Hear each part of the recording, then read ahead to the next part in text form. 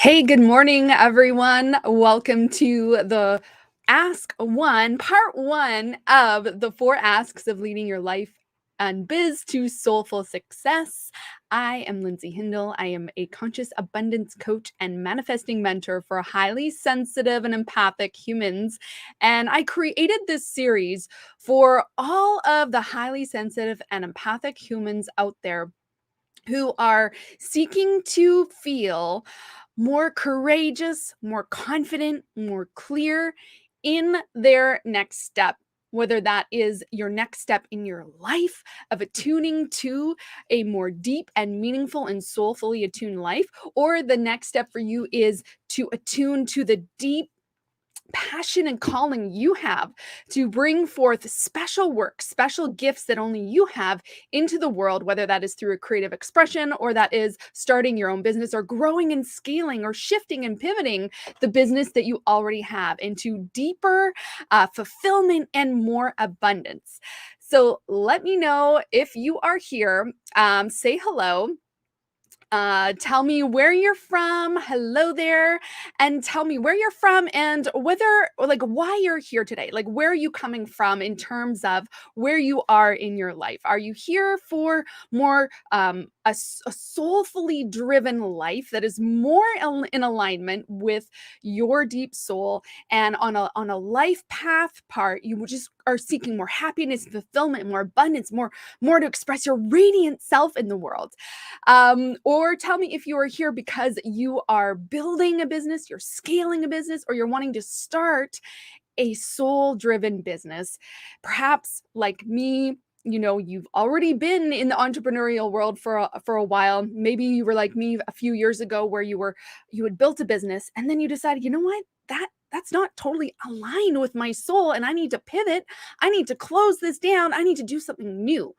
Or maybe for you, you're in career, you're employed, maybe you're in a nonprofit, maybe you're in a corporation and you're in a role, but you could be doing so much more at a leadership level if you really stepped up and followed that soul calling in you to put yourself out there or shift companies or change companies and really just step more into your leadership.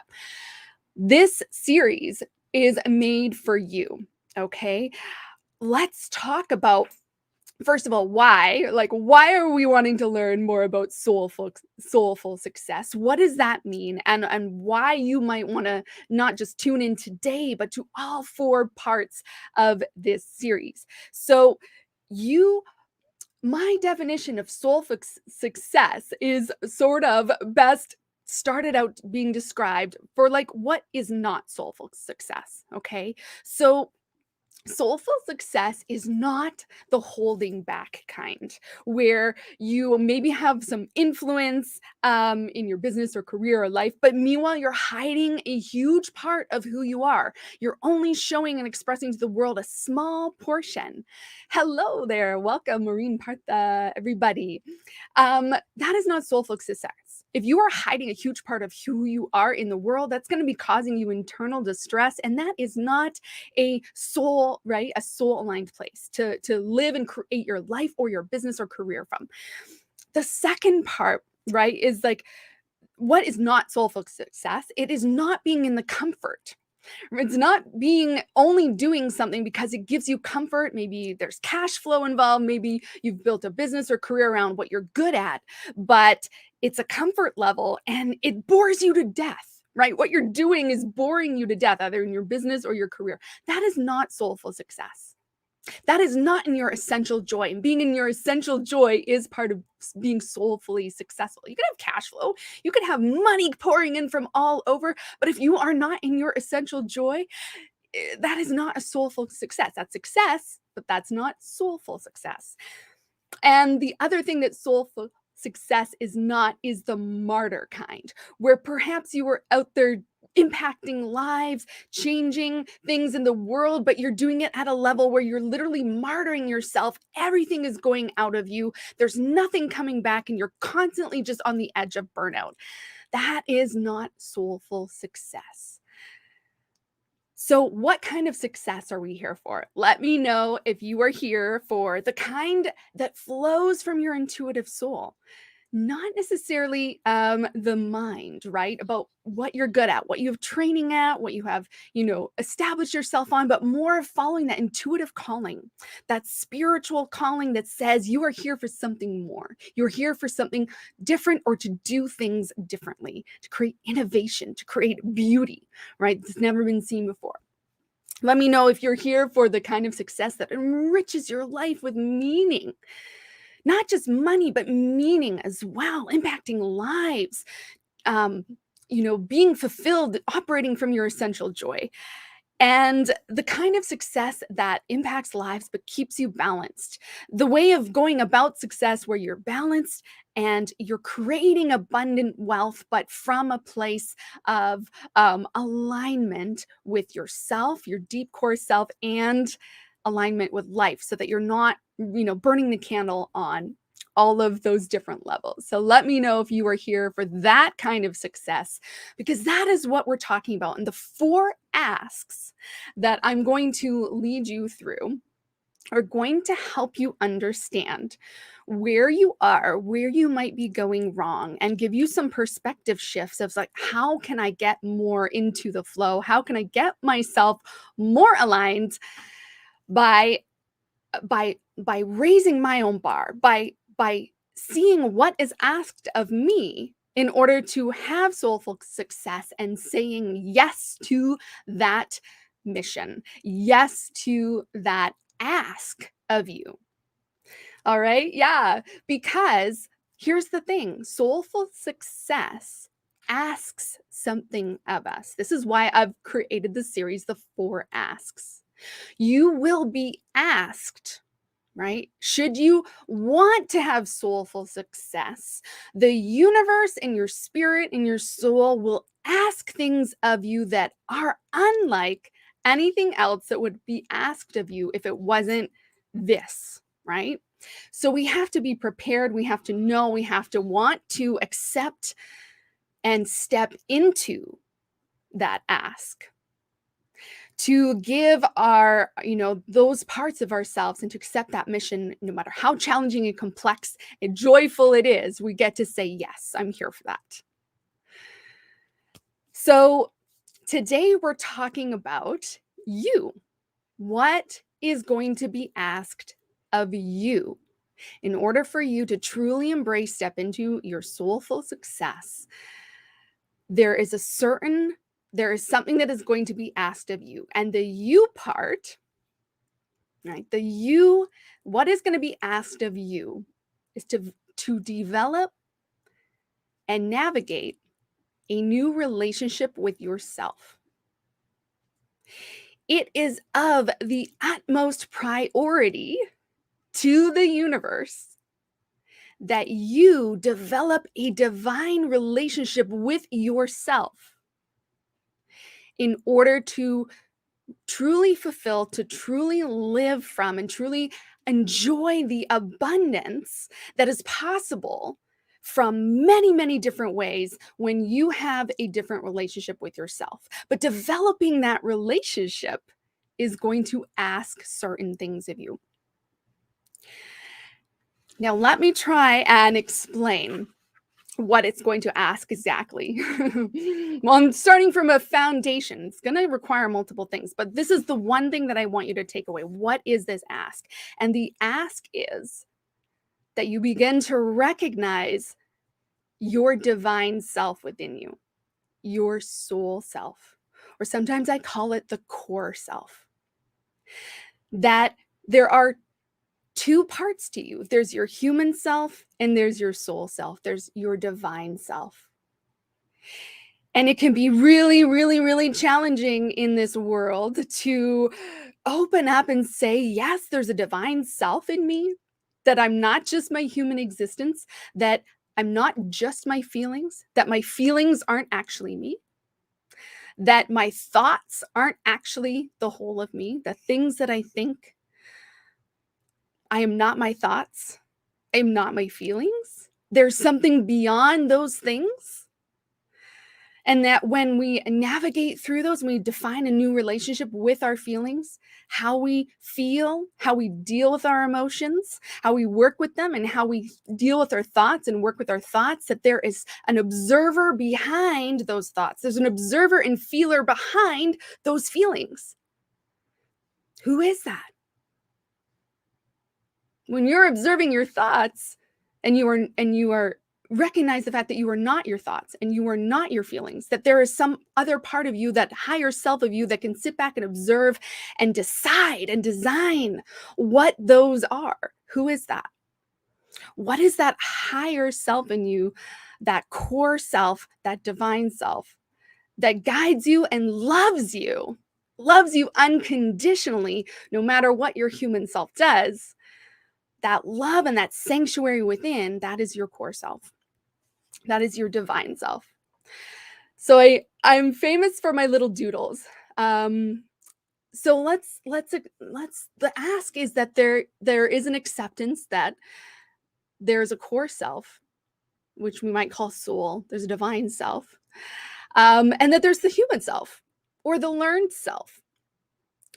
The human self accumulates a lot of learnings, right? We absorb things from people, how we're raised, teachers, all the information we take in on a daily basis. This becomes our learned self on a human level, but that's not entirely who we are.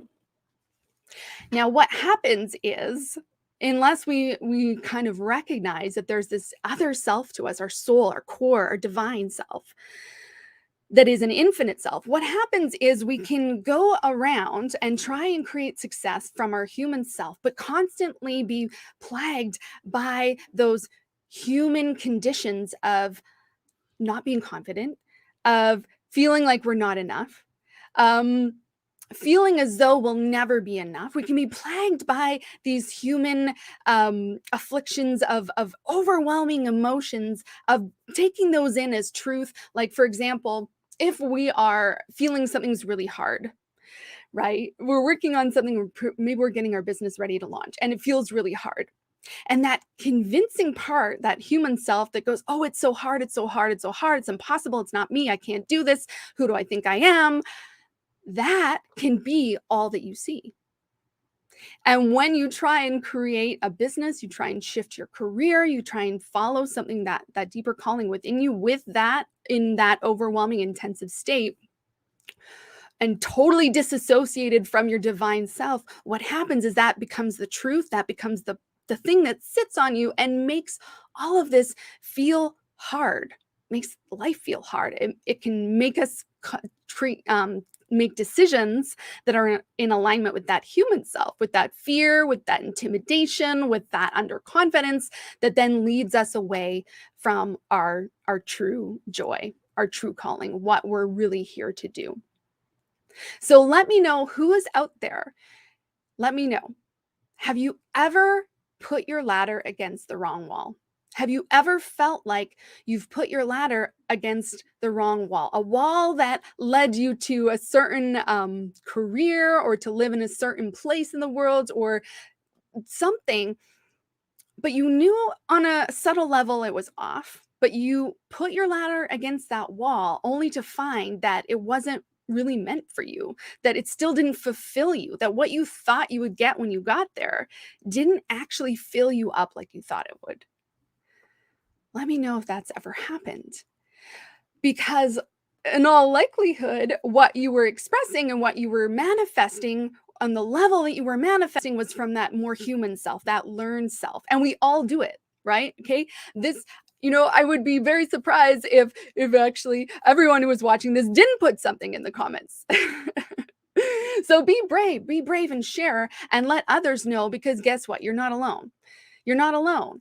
And it's not something wrong with you if you've put your ladder against the wall. If you've ended up in a career where you've put like 30 years of work into, and all of a sudden you're going, is there something more than this? Right? It's not you. It's not a problem with you. We all do this. This is part of our evolution. But now you get to see at this point, okay, now I know what I need to do. Now I know that my next step in life, in my business, is to come back into alignment and get to know my core self, get to know and accept that, yes, I have this divine self. And let me tell you, accepting the divine self isn't always easy. Number one, let me share with you, for a long time, I would run away. I would shut down Facebook posts. Like, if I saw the word sacred and I saw the words divine, I would bolt. I would bolt so fast, you guys. Like, I didn't want anything to do with all this spiritual stuff. Why? Because I was religiously wounded, because those words, sacred and divine, made me think of organized religion, which was not a positive experience for me. And therefore, those wounds would just cause me, like, hey, no, I don't want anything to do with this. But then, as I healed, as I grew, as I started to explore spirituality and things outside of organized religion, and I had my own healing with my own relationship with the with source and divine, I started to really open up to this and finally kind of embrace this. So that might be something that might be a chasm you have to cross, that you have to build a bridge across as well. So if these words are triggery for you, that's okay. They were triggery for me too. All of these concepts were super triggery for me. So if that's where you are today, know that my heart goes out to you full of compassion. It is a bridge that you get to build, that we could build together for you. The bridge of accepting the divine self and not being so triggered by those words anymore, and clear out some of those wounds. The second thing that's hard about accepting the divine self, or that there is a divine self, is that our human lives can be so chaotic. And sometimes, if you find yourself like, oh my gosh, I have to clean the toilets today, or oh my goodness, my husband's yelling at me from the other end of the house looking for the car keys and I have to go get them or help him, or like my child's interrupting me for the 10th time today. There's so much in our life where we can go like, this is not divine. Right? Where it's like, it makes it really challenging to like even think of ourselves as divine, because maybe we're really annoyed that day. Maybe we're super frustrated with our partner. Maybe we're just like in agony because all we want to do is work on our creative thing, and we keep, the life that we move through is part of what we get to hold, but sometimes can feel like aggravating or disappointing. And then we really question, is there such thing as a divine self? I don't feel divine today. Heck, life does not feel divine today. You know what I mean? So it can really shake our belief in, is there such a thing? Is there such a thing as a divine self? Especially if you have a lot of inner criticism and a lot of anxiety, and you haven't found that place in yourself yet. So the ask, right? The ask is that we develop a new relationship with ourself, that we get to know our core self, that we get to know our divine self and experience what that aspect is, and that we spend a significant amount of time unlearning the learned self. Unlearning the learned self. And this is what I spend a lot of time working on with my clients, and knowing that it's an ongoing process.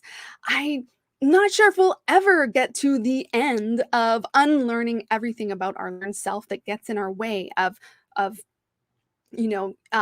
expressing ourself as our core self. But it's not necessary.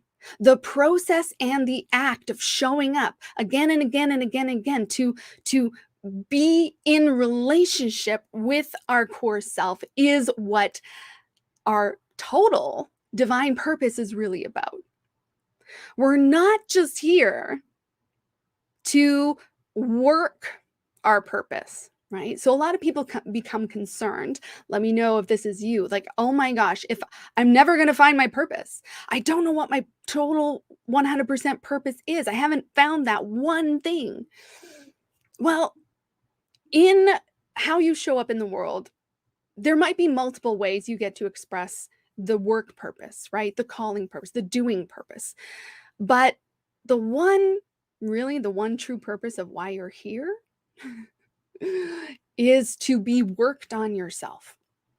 And this happens, and this opens up the more you step into connecting with your core self, your soul self, your divine self. So what happens? What happens? How do you know like where you are and what you're, what's going on? Well, I want to ask you to just take a minute and identify, are you feeling like there is a lot of um, confusion? If there's a lot of daily confusion, if there is a lot of anxiety, if there's a lot of not enoughness going on, if there's a significant amount of this, which I call disharmonic vibration, where you're trying to show up, you're trying to take steps, but you're feeling stuck. You keep getting bogged down in these overwhelming cycles of these feelings and thoughts that keep you small. That is a sign that your next step for you to lean into even more than ever before is this aspect of coming into relationship and harmony with your core self, with your soul self, with your divine self. And what this will do is it will bring you back into alignment. What this will do is that it will create harmony and a vibration, energetic harmony that then opens up your ability to feel that confidence, feel that bravery, feel that infinite love, feel that infinite faith, feel that infinite belief in yourself, the trust in yourself, and give you that fire, that soul fire that we need, as well as clarity and vision and feet on the ground to get you moving into creating that what you want in the world, to be manifesting what you want in the world. So, as a final note, here is what you can know to be true. Your core self, your soul self, your divine self is an infinite sea of love and compassion and belief, right? Your core self, your higher self holds you in its highest regard. And the more time you get to spend in that self, the less you'll have disharmony and interference in and things sticking up your flow in creating and manifesting the abundance that you want. So the key is, how do I get into more alignment? How do I get to know my core self? How do I get to know my divine self? And that is something that I help people with. I'm not going to really go into detail about what that process is, of how I get people aligned with their core self, how I get them to know who they are on a divine level, and then be in relationship and navigate that connection and stay in connection, because it's very easy on a day-to-day basis to basically, become separate from that. And that's where we get that disharmony, that disharmonic vibration. And as we know, being in high vibration of joy and love is what attracts opportunities to us, what allows us to express our most authentic self and then shine that light in the world and open up possibility that we didn't know existed, and all of that awesome abundance that flows from that. People, places, money, projects, things, all of that come into flow. So I'm not going to go into detail about what that process is. Instead, I'm going to just ask you to hold your horses because I will explain how we can work together on a more one-to-one basis in order to help you live into that divine self. It is not a task well handled alone. Believe you me. And one of the reasons why you're stuck, it might be because you're trying to handle that alone. It is a big ask. It's a big ask. And it's for those people that really want to say yes, that have that attitude of whatever it takes. I will do whatever it takes to live my most meaningful, abundant, fulfilling life because I deserve it. It's a big ask, and one that you get to say yes to. It is not an easy ask. It is a big ask, but it is one best done with mentorship, with guidance, because we're not actually meant to do this kind of work alone. So that's what I have for you today. I'm going to look at the comments now and see if there's any questions, and I'm going to respond to any of the comments that were made here. Sometimes when I get on a roll, I just kind of like get so in tune with you guys. I'm like not checking the comments at all. Yeah, divine relationship with self. Oh, I sound like Eckhart Tolle today. Ooh, that's fun. Amazing. All right, you guys. So if there's any questions, let me know. Put those in the comments. If you're watching this on replay, put replay, hashtag replay, so that I know you dropped in at some point, and let me know if what I've shared today resonates with you, or, like, how is it landing? Is it like triggering you? Is it causing fear? Is it causing openness and possibility and magic and going, oh my gosh, yes, I'm here for this? Let me know. I'd love to get a sense of what this has, landed with, how it's landed with you today.